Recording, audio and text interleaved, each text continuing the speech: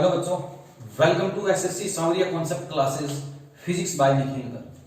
तो बच्चों, आज की इस लेक्चर में we are going to start your resistivity part in my previous video. तो बच्चों, पिछले लेक्चर में हमने आपके रेजिस्टेंस का पूरा कॉन्सेप्ट खोल डाला। ओके, हमने सीखा प्रीवियस वीडियो में कि रेजिस्टेंस का मतलब क्या है। अगर किसी सर्किट में करंट कम चल रहा है, उसके लिए रिस्पॉन्सिबल कौन है? Resistance factor. तो रेजिस्टेंस को कम ज्यादा करके बाय इंक्रीजिंग और decreasing the resistance of a conductor the current will increase और डिक्रीज। अगर आपको चाहिए कि करंट बड़े मजे से स्मूथली फ्लो करे किसी सर्किट में, then you will have to decrease the resistance. उसके अंदर जो इलेक्ट्रॉन्स का जो कोलिजन है वो कम करना होगा। If you want to decrease the current, अगर आपको करंट डिक्रीज चाहिए, आप चाहते हो कि करंट कम चले, then you will have to increase the resistance. Increase the resistance means there is a large number of collision of electrons. Electrons का जो कोलिजन होगा जब कंडक्टर के एक एंड से दूसरे एंड तक जब इलेक्ट्रॉन्स चलेंगे, then they will have to collide.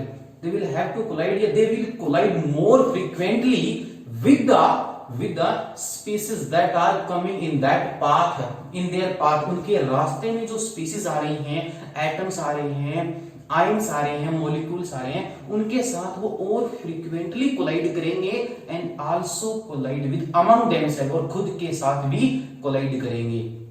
तो बच्चों, जितना ज्यादा रेजिस्टेंस होगा उतना ज्यादा क्या होगा? करंट कम फ्लो करेगा, ठीक है ना। More is the resistance, lesser will be current, lesser the resistance, more will be current. इन दोनों के बीच में, आई और आर के बीच में, हमारे ओहम बाबा ने बड़ी ही एक ब्यूटीफुल सी रिलेशनशिप हमें निकाल की दी। And what was that beautiful relationship? तो लेट्स, ठीक है, तो मैं क्लियर कर देता हूं उसको। जो हमने ओम्स लॉ से हमने देखा कि I is equal to V by R। If your resistance increases, then your current decreases. If your resistance decreases, current increases. How? या आपने कंडक्टर लिया L लेंथ का। आपको पता है कि कंडक्टर की सबसे बढ़िया बात क्या होती है? What beautiful things fascinate about the conductor? Yes, there are large number of free electrons that I have told you in my previous lecture. Electrons, बहुत सारे large number of free electrons होते हैं, ये इलेक्ट्रॉन्स हैं, और ये electrons in आने वाले रास्तों में जो चीजें आती हैं और स्पीसीज आती हैं, उनके साथ ये कोलाइड करते हैं।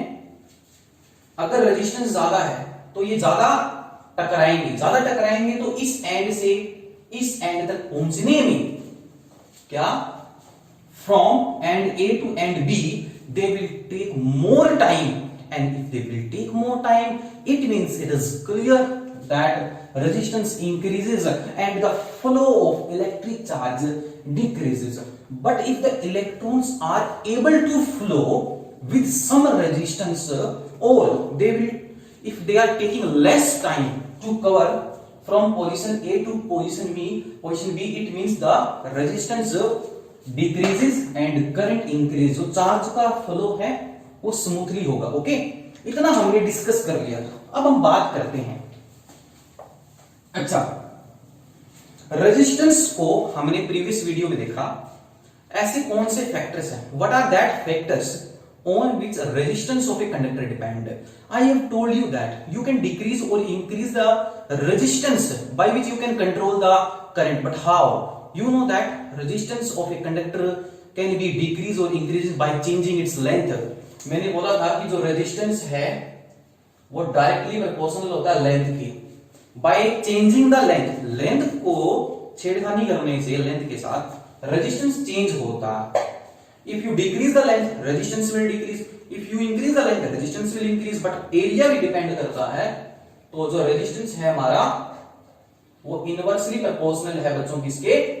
एरिया के। ओके, तो ये दो फैक्टर्स हमने पढ़े। फिर हमने तीसरा फैक्टर पढ़ा टेम्परेचर का। किसका? टेम्परेचर। ओके, तो जो आपका टेम्परेचर वाला जो पार्ट था आपका, एक तो टेम्परेचर पर डिपेंड करता है आपका, ठीक है, और एक आपका जो है वो नेचर पे डिपेंड करता है। किस पे? नेचर पे। चार ऐसे फैक्टर्स, ठीक है ना, there are 4 factors that I am discussed in front of you in my previous video. One is length, second is area, third one is temperature and the fourth one is nature. और इन चारों को देख के, basically इन दोनों को देख के हमारे ओहम बाबा ने एक फॉर्मूला या एक फॉर्मूला जो है हमारे सामने लाके छोड़ा. And what was that formula, ठीक है, वो था हमारा resistance is equal to rho into L by A. इसमें जो ये टर्म आ रही है ना, आज का टॉपिक हमारा इसी को समझना है बच्चों. इसी के बारे में आज टॉपिक है, कॉन्सेप्ट ऑफ रेजिस्टिविटी. बड़ा मजा आएगा, तो बड़े रहिए निखिल गर्ग के साथ, सारी प्रॉब्लम दूर होगी. ठीक है, विश्वास जरूरी है, क्योंकि अगर विश्वास की अगर जो आपकी नींव है अगर वो हिल जाती है तो दुनिया में सिस्टम बिगड़ जाता है. सारी जो उम्मीदें हैं विश्वास के ऊपर ही टिकी हुई हैं, चाहे वो कोई हो. ठीक है, तो एक स्टूडेंट का एक टीचर के साथ जो बिलीव सिस्टम है वो एक हाई होना चाहिए. ठीक है, तभी मजा आता है पढ़ाने का. तो R is equal to rho into L by A. इसको हम क्या बोलते हैं? इसको बोलते हैं रो. रोने वाला रो नहीं है बच्चों, रोना नहीं है. ठीक है ना, ये रो है जो हम इस रेजिस्टिविटी को बोलते हैं, और इसको हम बोलते हैं रेजिस्टिविटी. तो you can write down into your fair notebook. इसको बोलते हैं हम रेजिस्टिविटी. ओके, एक बात मैं आपको क्लियर कर दूं. Let me clear you one thing that कि रेजिस्टिविटी और रेजिस्टेंस दोनों का काम एक ही है. रेजिस्टेंस का काम क्या है? चार्ज को रोकना, चार्ज के रास्ते में दिक्कत डालना, बाधा डालना, वही काम रेजिस्टिविटी का है. तो resistivity and resistance has the same job. दोनों का एक ही कार्य है, एक ही जॉब है. But resistivity in some manner, कुछ अलग तरीके से, in some manner differ from resistance. Resistivity जो है वो कुछ ही स्पेशल ब्यूटीफुल सी बातों पर डिपेंड करती है, कुछ इंपॉर्टेंट बातों पर डिपेंड करती है. जो रेजिस्टेंस जिन बातों पर डिपेंड करता उन सारी बातों पर आपकी रेजिस्टिविटी डिपेंड नहीं करती. तो वो हम देखेंगे ऐसी कौन सी बातें हैं जो सिर्फ रेजिस्टिविटी डिपेंड करती है उस पे. ठीक है ना, रेजिस्टेंस वाले सारे केसेस में ऐड नहीं होंगे. तो कुछ ही बातों पे आपकी रेजिस्टिविटी डिपेंड करती है. तो बच्चों वो देखते हैं कि वो क्या है. ओके, तो इसको बोलते हैं हम रो रेजिस्टिविटी. और अभी मैंने आपको बताया ये कुछ ही बातों पर डिपेंड करती है, तो कुछ स्पेशल बातों पर डिपेंड करती है. तो इसको by an another name it is also known as in the physics, and that is, you can write down, आप लिख सकते हो, स्पेसिफिक. नाम से क्लियर है जी, स्पेशल. आया बच्चों समझ में? Specific resistance. ओके, आ गया ना समझ में? स्पेसिफिक रेजिस्टेंस तो क्या है, स्पेसिफिक इसमें वो हम देखेंगे. ठीक है ना, इन द नेक्स्ट पार्ट हम देखेंगे इसको थोड़ी देर में. ठीक है, तो अभी हम बात करते हैं. तो आपने ये देखा कि रेजिस्टिविटी को हम रो बोलते हैं, स्पेसिफिक रेजिस्टेंस बोलते हैं. अच्छा, आपके सामने कुछ ऐसे मटेरियल्स हैं, ठीक है, कुछ ऐसे मटेरियल्स हैं जिसमें करंट बड़े आसानी से चलता है, लेकिन कुछ ना कुछ रेजिस्टेंस के साथ चलता है. रेजिस्टेंस कभी खत्म नहीं हो सकता. रेजिस्टेंस विल नेवर डाई, कभी नहीं मरेगा. Resistance also possess in everything. हमेशा कोई ना कोई चीज में रेजिस्टेंस होता है, चाहे कुछ ना कुछ हो. किसी में कम होता है, किसी में ज्यादा होता है. जिसमें कम होगा उसमें करंट आसानी से चलेगा, जिसमें ज्यादा होगा उसमें करंट कम चलेगा. ऑफ कोर्स ही बात है. ठीक है, तो अब एक बात बताओ, हमने आपकी 10th क्लास की इलेक्ट्रिसिटी में एक लेक्चर मैंने अपलोड किया था, and that is the classification of materials, in which we discussed many types of materials, conductors, insulators, semiconductor and superconductors. ठीक है, तो आज का जो हमारा टॉपिक है उसमें बच्चों यही देखेंगे कि मैं एक साइड यहां पर कंडक्टर्स लिख दे रहा हूं, आप भी लिख लीजिए कंडक्टर्स. ओके, यहां मैंने लिख दिया. और यही आज का मोस्ट इंपोर्टेंट टॉपिक है रेजिस्टिविटी के अंदर समझाने का. This is the most important topic that I am going to discuss. ठीक है ना, जो मैं डिस्कस कर रहा हूं specially in the part of resistivity, and that is alloys. Sir ये क्या बला है सर? ये कोई नई बला नहीं है बच्चों. ठीक है ना, ये केमिस्ट्री में भी आती है और इसका बहुत यूज है हमारी डे टू डे लाइफ में. आपके किचन से लेके इंडस्ट्रियल लेवल तक हम एलॉय से घिरे हुए हैं। इन एलॉयज का देखते हैं जादू, ठीक है ना, क्या जादू, what are the magic behind alloys, that we will discuss. तो continue with me. And third one जो आपका है वो है आपका कौन सा, इंसुलेटर्स। क्या है, insulators. As its name clarify that insulators are those materials which does not able to flow electric charge. Conductors, the name conduct, जो conduct करे, that are able to flow electric charge very smoothly. It means insulators. If I ask you, can you give me some examples of insulators which does not able to flow electric charge? Yes, rubber, plastic, wood. ठीक है। And conductors, you have many conductors, but if I ask you that can you tell me which is the best conductor of electricity, is very important for 1 mark. Which is the best conductor of electricity in which current flows very smoothly but with some less resistance, minimum resistance, and that is the silver. ठीक है। तो आज हम इन तीनों में दो examples में discuss करूंगा कि कंडक्टर में ऐसा कंडक्टर बताओ जिसकी रेजिस्टिविटी सबसे कम है, और कंडक्टर में मुझे ऐसा एग्जांपल बताओ जिसकी resistivity in the category of conductor ज्यादा है। फिर मुझे कुछ एलॉयज बताओ, एलॉयज का मतलब समझाओ, और एलॉयज का यूज कहां है और रेजिस्टिविटी का क्या मतलब है वो हम चेक करेंगे। ये तो इंपॉर्टेंट है। इंसुलेटर्स में रेजिस्टिविटी की क्या वैल्यू होती है, ठीक है। तो कंडक्टर में जो पहला लिखोगे तो मेरे साथ लिखना, ठीक है। क्या होगा, ये बार बार मार्कर चेंज हो रहा है, कोई दिक्कत नहीं होता, ठीक है ना। बड़े बड़े शहरों में बड़ी बड़ी बातें होती रहती है, छोटी छोटी नहीं, बड़ी बड़ी, ओके। तो कंडक्टर में सबसे पहला एग्जांपल जो बच्चों आप लिखोगे वो लिखोगे आपका सिल्वर। जी नाम से क्लियर, चांदी होगी सर आज तो, सिल्वर। तो सिल्वर की जो रेजिस्टिविटी है रो, उसकी वैल्यू याद रखनी है 1.6 इंटू 10⁻⁸ ओहम मीटर। यस, ये ओहम मीटर कैसे आई यूनिट अभी बता देता हूं, डोंट वरी, ठीक है। R is equal to rho into L by A, इसकी unit we will have to find. जिसको निकालना हो तो उसको एक साइड, बाकी टर्म को एक साइड आजकल होता नहीं है। आजकल जिन लोगों को जिसको रखना होता है ना, उसको तो बड़ा मक्खन मार मार के बोलते हैं आज मेरे से। जिसको बाहर निकाल फेंकना होता है उसको वही काम याद कर रहे हैं। जिसको निकालना है, जिसको रखना है एक साइड, बाकी टर्म एक साइड। क्या होती है जी यूनिट है, जल्दी बताइए मुझे, आर की यूनिट क्या होती है? You know very well, ohm, area, metre square, length metre, metre से मीटर कैंसिल, क्या है resistivity unit? Ohm metre, okay, get it. Let's proceed to the next point. तो ये इसलिए बताया था कि आपको दिक्कत ना आए, एक नंबर में कई बार क्वेश्चन पूछ लेता, what is the SI unit of resistivity और specific resistance. Keep in mind it is also known as specific resistance बच्चों, ठीक है। मेरे प्यारे बच्चों, सिल्वर वो कंडक्टर है जिसमें करंट बड़े आसानी से चलता है, फ्लो चलता है, मजा आता है, करंट चलने में कम दिक्कत आती है इसको। क्यों? क्योंकि इसका जो पोजीशन डालने का, दिक्कत डालने की जो पावर है वो कम है। कितनी है? 1.6 इंटू 10⁻⁸ ओहम मीटर। सबसे कम है कंडक्टर में लेस, कंडक्टर में सबसे ज्यादा जो रेजिस्टिविटी है वो किसकी है? तो वो हम लेके चलते हैं एल्यूमिनियम की।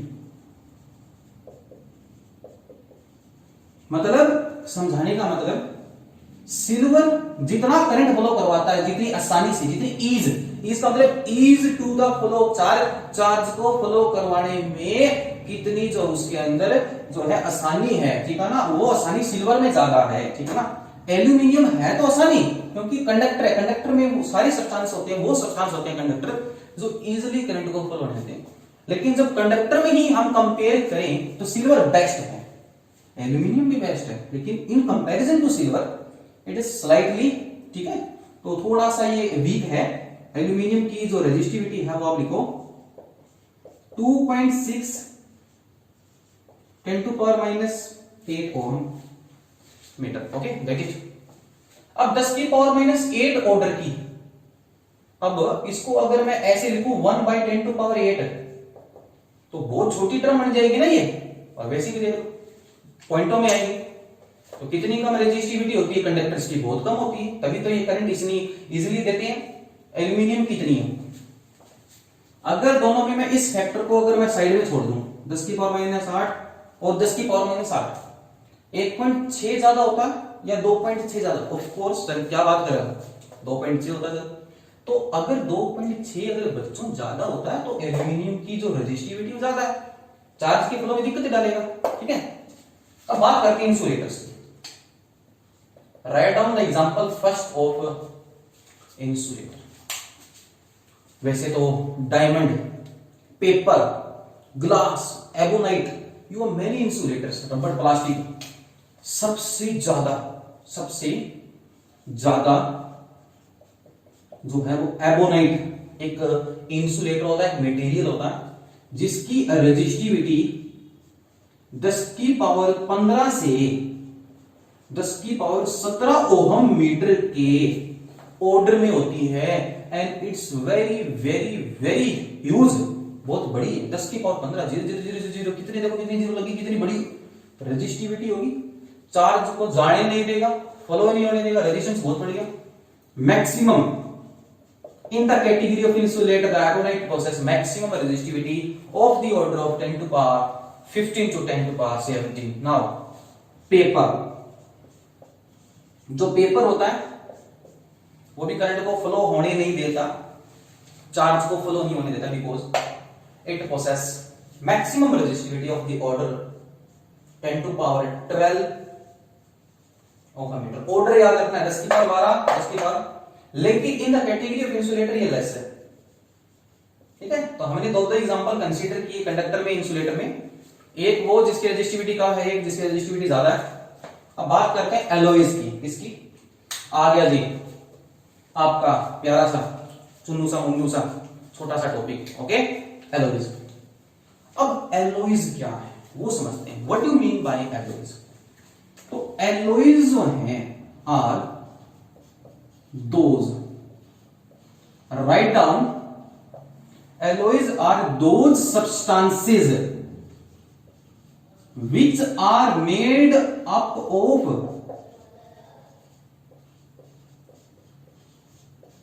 two or more than two metals। Mixture है बच्चों, क्या ये मिक्सचर है ये।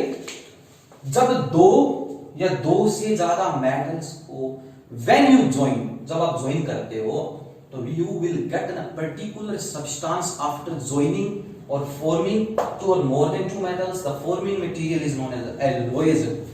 एंड यू नो, आप जानते हो मेटल्स आर कंडक्टर्स, तो हर कंडक्टर का एक रेजिस्टेंस होता है, एक रेजिस्टिविटी होती है। ईच मेटल और conductor individually some possess resistance or resistivity, and if you join 3 or 4 metals having different resistance and resistivity, then after joining the 4 metals you will get an alloy and having 4 resistivity का जो combination you will get a higher resistivity material that is known as alloy। तो alloy की जो resistivity होती है बच्चों वैसे याद रख लो, alloys are the materials of higher resistivity। अलग से लिख सकते हो कि alloys are the materials of higher resistivity। अब मैं एग्जांपल लेता हूं। सपोज करो कि आपके घर में, किचन में, आपकी रसोई घर में आप हीटर यूज करते हो सर्दियों में। तो हीटर के अंदर जो वो कॉइल होती है बच्चों, एग्जांपल ले रहा हूं जिससे आपको समझ में आएगा। हीटर में जो कॉइल लगी होती है, जो आप लाल लाल सी नजर आती है, ऐसे रेड फ्लेम के अंदर नजर जो आ रही है आपको, ठीक है, कॉइल, ठीक है, बेसिकली जो येलो फ्लेम जो हम बोलते हैं उसको, ठीक है ना, कॉइल। तो वो जो कॉइल है वो एक एलॉय है और इतनी ज्यादा हीटिंग प्रोड्यूस कर रहा है जिसे आप खाना या अपने हाथ वगैरह जो है गर्म कर रहे हो। तो बेसिकली जो हीटर में जो कॉइल लगी है ना, वो एक एलॉय से मिलकर बनी है, और उस एलॉय को हम बोलते हैं नाइक्रोम। बहुत इंपॉर्टेंट है, इस नाइक्रोम का हम बहुत जगह यूज करते हैं, नाइक्रोम। अब ये नाइक्रोम क्यों यूज करते हैं हीटर में? क्योंकि इसकी जो रेजिस्टिविटी है, साथ साथ आप लिखते रहना, वो हायर है। क्यों है? क्योंकि नाइक्रोम बना हुआ है जी एक मेटल से नहीं, कम से कम 2 से ज्यादा मेटल से मिलकर बना है। नाइक्रोम में निकल है, निकल मेटल है, क्रोमियम है और मैग्नीज है। ओके, तो it is a mixture of more than 2 metals. कौन कौन से? निकल, क्रोमियम और मैग्नीज। अलग अलग रेशो में है, ये शायद 60% है, ठीक है, ये कुछ 30% में है, ये कुछ 10 है, तो वो रेशो आप देख लेना। तो निकल का अलग रेजिस्टिविटी, क्रोमियम की अलग, मैग्नीज की अलग। जब इतनी सारे अलग अलग रेजिस्टिविटी को एक साथ मिलाओगे तो जो नया मटेरियल तैयार होगा वो हायर का होगा ना बच्चों, ठीक है ना। अब हायर रेजिस्टिविटी होगी, रेजिस्टिविटी का काम क्या है? वही करंट के रास्ते में दिक्कत, अपोजिशन। तो जब ये करंट को रोकेगा तो जो करंट आ रहा है वो आपका इलेक्ट्रिकल करंट जो आ रहा है वो एनर्जी लेके आ रहा है। अपोजिशन बढ़ गई जैसी कॉइल में आया, क्योंकि कॉइल नाइक्रोम की बनी हुई है, नाइक्रोम की रेजिस्टिविटी हायर है, तो रेजिस्टिविटी ज्यादा होने से वो करंट को वेस्ट करेगा। और इस दुनिया में जो करंट की वेस्टेज होती है वो in the form of heat होती है, और ये हीटिंग इफेक्ट ऑफ करंट पे काम करता है, जो हम स्पेशली बात करेंगे, और उस हीट का आप काम लेते हो। अब बात करते हैं, आप घर में अपने कपड़े प्रेस करते हो, उसकी जो सलवटें हैं वो दूर करते हो, आयरन करते हो क्लोथ्स को, तो प्रेस के नीचे एक, प्रेस के अंदर एक मटेरियल लगा होता है, पत्ता लगा होता है, वो पत्ते से ही हमारा काम होता है। अगला एग्जांपल मैं बात कर रहा हूं, आपकी जो आयरन है, ठीक है, प्रेस जो हम बोल रहे हैं, उसमें भी एक मटेरियल लगा है जो नाइक्रोम बोलते हैं, ठीक है। वापिस एलॉय और हायर रेजिस्टिविटी, हायर रेजिस्टिविटी तो हीटिंग ज्यादा, हीटिंग ज्यादा तो आपकी सलवटें दूर, सलवटें दूर तो फिर तैयार आपकी ड्रेस। ओके, और भी बहुत सारे होते हैं, जैसे कॉन्स्टेंटन है, ब्रॉन्ज है, मैंगनीन है, और बहुत सारी एग्जांपल है। मतलब आपको बात समझ में आ गई होगी। I hope you all have understood what I want to say you. The alloys are the mixture of more than 2 metals, 2 or more than 2 metals, and possess higher resistivity, and they produce heat when something flow in them. जब कोई चीज उसमें flow करती है तो they will produce heat, and heat का हम बहुत कामों में यूज लेते हैं, ठीक है। टंगस्टन है हमारा, फिलामेंट है, उसकी भी जो रेजिस्टिविटी है बच्चों वो काफी, टंगस्टन की जो है वो काफी हाई, ठीक है। तो एक हो गया आपका नाइक्रोम, लिख सकते हो। दूसरा हमारा कॉन्स्टेंटन, अभी जस्ट आप नाम याद रख लो, और आपके सिलेबस में डिटेल में नाइक्रोम ही है। कॉन्स्टेंटन, मैंगनीन, ये कुछ एलॉय है, ब्रॉन्ज भी एलॉय है, ठीक है।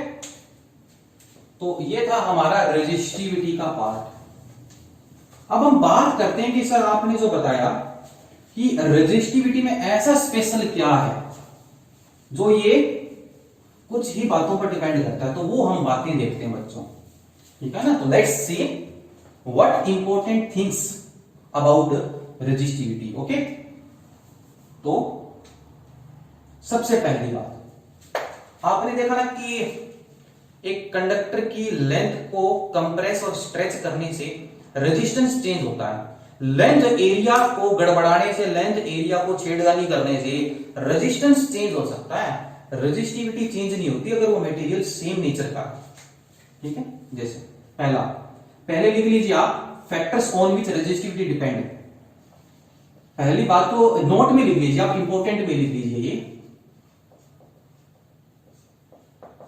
resistivity does not depend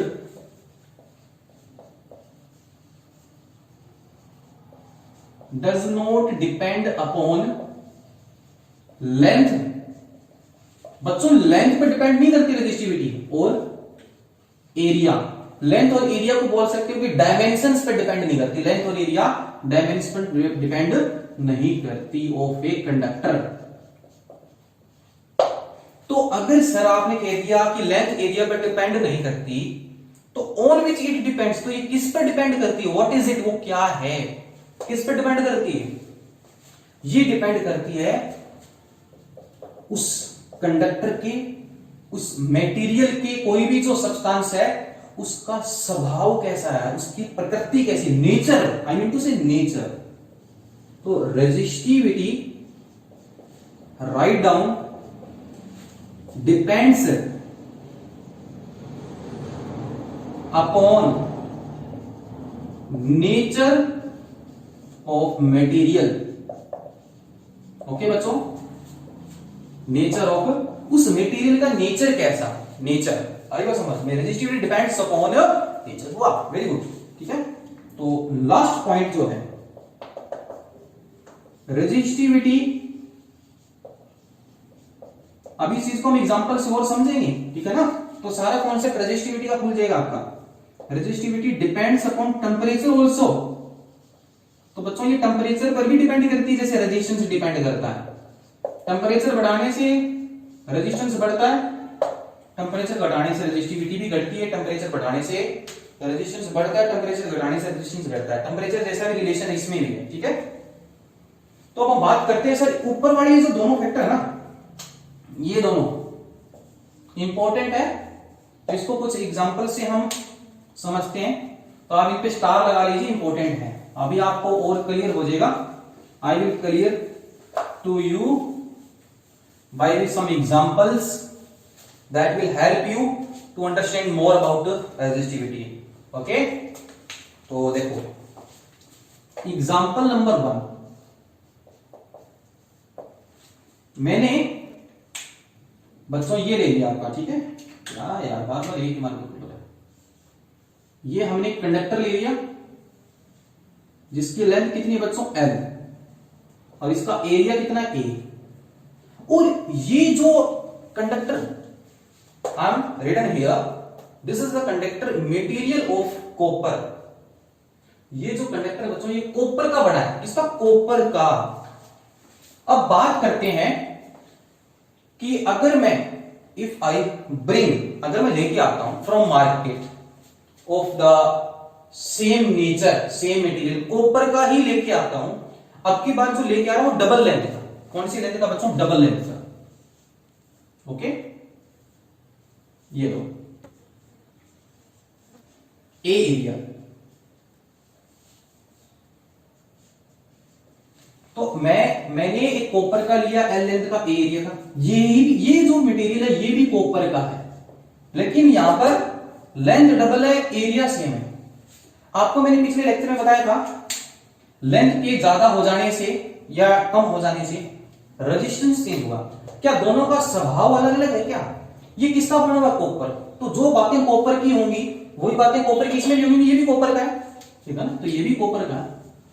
दोनों का जो रेजिस्टेंस है, दोनों का जो रेजिस्टेंस है बच्चों वो होगा डिफरेंट। क्या होगा, डिफरेंट होगा बच्चों। ओके, अगर इसका रेजिस्टेंस अगर R है, ठीक है, तो इसका रेजिस्टेंस लेंथ बढ़ाने से एरिया सेम है, डबल हो जाएगा, अपोजिशन बढ़ जाएगी। लेकिन लेंथ के ज्यादा हो जाने से या कम हो जाने से, अगर दोनों का नेचर सेम है, ये भी कॉपर का, ये भी कॉपर का, इसकी रेजिस्टिविटी जो होगी वो इसकी भी होगी। ये अगर रो है तो ये भी रो है। बच्चे कहते हैं कि सर रेजिस्टिविटी भी 2 टाइम्स हो जाएगी, तो बच्चों गलत है, क्योंकि ये कॉपर का रेजिस्टिविटी लेंथ एरिया पे डिपेंड नहीं करती, जो मैंने अभी बताया है। आई टोल्ड यू अर्लियर, ठीक है ना, कि resistivity depends upon nature. Nature तो सेम है, कॉपर और कॉपर है। अभी एक एग्जांपल और लेता हूं, ठीक है ना, तो इट विल क्लियर टू मोर। ये भी समझ में आ गया होगा आपको। देखो एग्जांपल नंबर 2, ये मेरे पास एक कंडक्टर है, L लेंथ का, A एरिया का कॉपर का। ये मेरे पास एक कंडक्टर है L लेंथ का, A एरिया का, ये सिल्वर का है। अब नेचर अलग हो गया। ये मान के चलो ये चुन्नू है, ये मुन्नू है। अब जैसे आपके एक तो आप हो गए, एक आपका फ्रेंड हो गया, एक आपका और फ्रेंड हो गया, 3 फ्रेंड हो गए आपके, ठीक है ना। आप और आपके 2 फ्रेंड, ठीक है, 3 हो गए।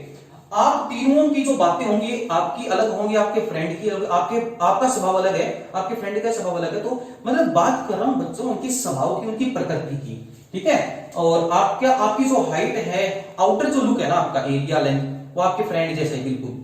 बाकी हर मैटर में आप सेम हो, लेकिन अंदर की बात करूं, डिफरेंट कंपोजिशंस है, एटम की अरेंजमेंट है, अंदर एटम का जो अरेंजमेंट अलग, अंदर की बातें अलग है, इसकी बातें अलग, इसकी बातें अलग है, क्योंकि ये कॉपर का, ये सिल्वर का है, और ये मैंने वापिस लेंथ का, एरिया का, ये एल्यूमिनियम का ले लिया। अब मुझे बताओ, क्या तीनों की रेजिस्टिविटी सेम होगी? नहीं होगी। क्यों? ये कॉपर का, ये सिल्वर का, ये एल्यूमिनियम का, तीनों का स्वभाव अलग, तीनों का नेचर। इसकी रेजिस्टिविटी हमने रो 1 मान ली, इसकी रो 2 मान ली, इसकी रो 3 मान ली, और इनके रेजिस्टेंस भी अलग अलग होंगे। क्यों होंगे?